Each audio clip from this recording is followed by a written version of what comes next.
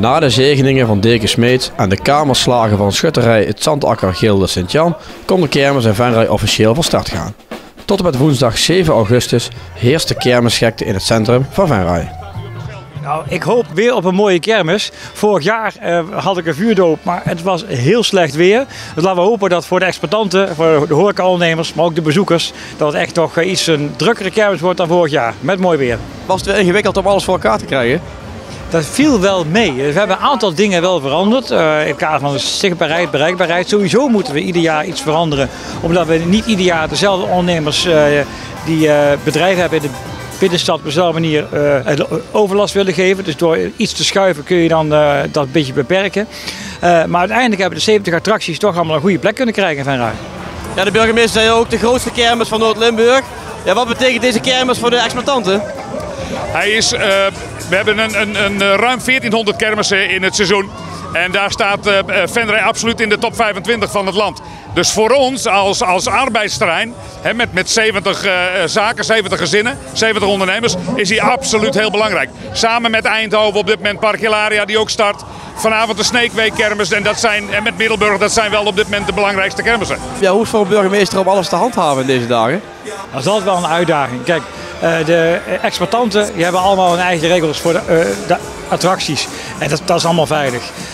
Maar goed, de mensen die op straat lopen, een biertje willen drinken, van de attracties willen genieten, moeten ook veilig door Venray heen kunnen. Zowel als er iets zou gebeuren, maar ook gewoon voorkomen dat er zakken gerold worden enzovoort. De horecaondernemers moeten ook een boterham kunnen verdienen. Ja, en die merken wel dat ik wel eens wat eisen stel als het gaat over het gebruik van de openbare ruimte. Bijvoorbeeld om een ambulance doorheen te laten gaan. Ja, en die hebben al aangegeven dat ze het liefst eigenlijk iets meer ruimte gehad zouden willen hebben dan dat ze uiteindelijk hebben gekregen. Maar dat is uiteindelijk een afweging die ik toch heb moeten maken. Ze hebben de ruimte gekregen waar het kon, maar op een aantal plekken hebben ze helaas niet gekregen wat ze graag hadden gewild. Ja, wat maakt zo'n kermis in Venray uniek? Wat maakt het mooi? Ja, dat zijn heel veel facetten. Allereerst natuurlijk de binnenstad.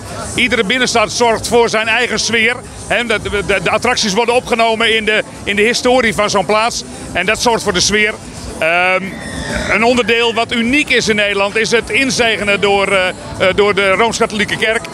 Wat net vooraf aan de opening al heeft plaatsgevonden. Ja, dat vinden we nergens meer in Nederland. En ja, dat zien we niet altijd terug natuurlijk in beeld. Maar dat maakt hem ook uniek. Maar het samenspel, ik bedoel, het mooie dat we hebben hier overal pleinen. We staan weer voor het stadhuis, hier op het Raadhuisplein.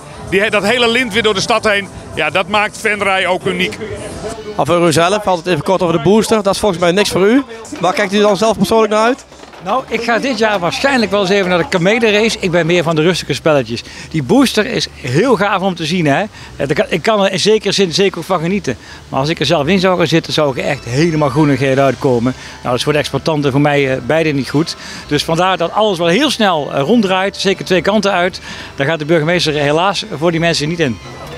Ja, de attracties zijn gezegend door de deken, de kamerslagen van de schutterij zijn geweest. Dit is pas het begin, maar wanneer is het uiteindelijk geslaagd? Nou, ik hoop dat we op mooi weer, veel mensen die van de kermis genieten, dat we geen of weinig gedoe hebben bij mensen die zich helaas dan toch ook niet gedragen.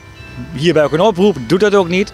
En als we dan woensdag kunnen zeggen dat het de kermis was waar de exploitanten een goede omzet gedraaid hebben, waar hopelijk ook de horeca een mooie omzet gedraaid heeft, met weinig gedoe, dan heb ik wel een mooie kermis. En dan op naar volgend jaar.